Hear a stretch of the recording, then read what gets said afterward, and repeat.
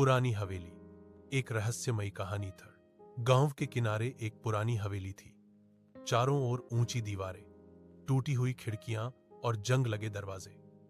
लोग कहते थे कि उस हवेली में कोई आवाजें गूंजती हैं, कोई दरवाजे अपने आप खुलते हैं और रात के सन्नाटे में वहां दिए अपने आप जल उठते हैं। गांव के बच्चों को सख्त मना था कि वो वहां न जाएं। पर एक दिन रवि, जो बहुत जिज्ञासु लड़का था, अपने दोस्तों से शर्त लगा बैठा, अगर मैं हवेली के अंदर जाकर 1 घंटा रह आया तो तुम सब मुझे वीर कहोगे। रात के समय रवि अपने टॉर्च और माचिस लेकर हवेली पहुंचा। दरवाजा चरमराया और जैसे ही वो अंदर गया, ठंडी हवा का झोंका उसके चेहरे से टकराया। दीवारों पर जाले, फर्श पर धूल और कोनों में चमकती आंखें शायद चूहे थे। वो धीरे धीरे अंदर बढ़ा। तभी ऊपर से किसी के चलने की धप धप आवाज आई।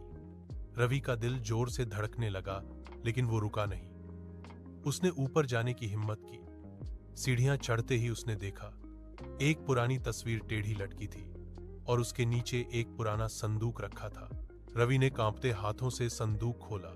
अंदर एक चिट्ठी थी, जो इस हवेली में आएगा उसे मेरा सच जानना होगा। मैं किसी की आत्मा नहीं, बल्कि अन्याय की साक्षी हूं। अचानक हवेली में तेज हवा चली, मोमबत्ती बुझ गई और एक धुंधली आकृति रवि के सामने उभर आई। वो एक बूढ़ी औरत की आत्मा थी, जिसने धीमी आवाज में कहा, मुझे इस हवेली में जिंदा जला दिया गया था। मेरे हत्यारे आजाद हैं, बस सच्चाई को गांव तक पहुंचा दो। रवि बेहोश हो गया। सुबह जब लोग उसे ढूंढते हुए हवेली पहुंचे तो वो बरामदे में पड़ा था, हाथ में वही चिट्ठी। गांव वालों ने पढ़कर जाना कि हवेली के मालिक ने अपनी